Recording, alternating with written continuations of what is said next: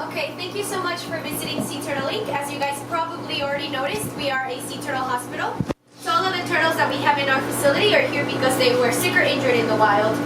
Gerry's an Atlantic green sea turtle, but I always like to tell our public that the name is a little deceiving because they're not only found in the Atlantic. As a matter of fact, this is a map of their distribution.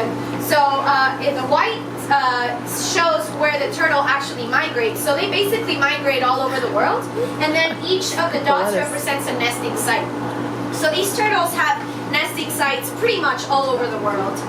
And they're not green, they're actually brown. If you take a look at Gerry, he's brown. But the reason why they're called green sea turtles is because of the color of their food.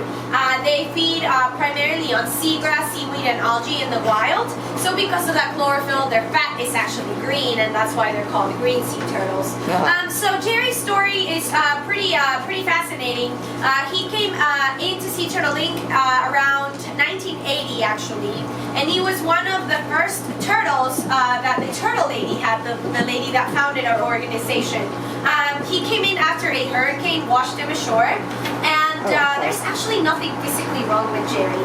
The reason why he's here is because he was over-socialized with. So, in the 1980s, there still wasn't a lot of research done about behavioral interactions between humans and animals, and essentially Gerry lost his wild side because of how much he was handled as an educational animal. Right. So nowadays, obviously, we have a very strict no-touching rule with our turtles because one, they're federally protected, and two, we want to make sure that none of them get used to being hand-fed or none of them get used to being touched or scratched. Just so they don't lose that wild side. So unfortunately, because of that, Gerry is a non-releasable turtle, but he is our best education turtle. We use him a lot for virtual field trips that we have with different schools around the United States, and also to talk to our public about green sea turtles. So he's pretty ready for his food. So what I'm going to be doing is I'm going to be putting the salad bar for Gerry up in the stand so you guys can see that. So it's a little tricky because I'm a little short, but we'll make it work. So he's gonna bite through that glass. If he could, he would. And I actually need a tall person to help me just toss it over. Toss Thank you, it? sir. Yeah, you can toss it. Apparently you can. There you go. And it's gonna. Oh, he's not gonna wait. No, he didn't wait. It's gonna drop in a minute. If he lets it drop, it starts dropping. There you go. Thank you. And then you guys can see it's right there. So like I said, in the wild, they feed primarily on seagrass and seaweed, and there's actually a lot of seagrasses in our area. Obviously, we're not going to go out and destroy their natural habitat, so we rely on different greens in order to feed Gerry. He actually gets kale, collard greens, and some romaine lettuce.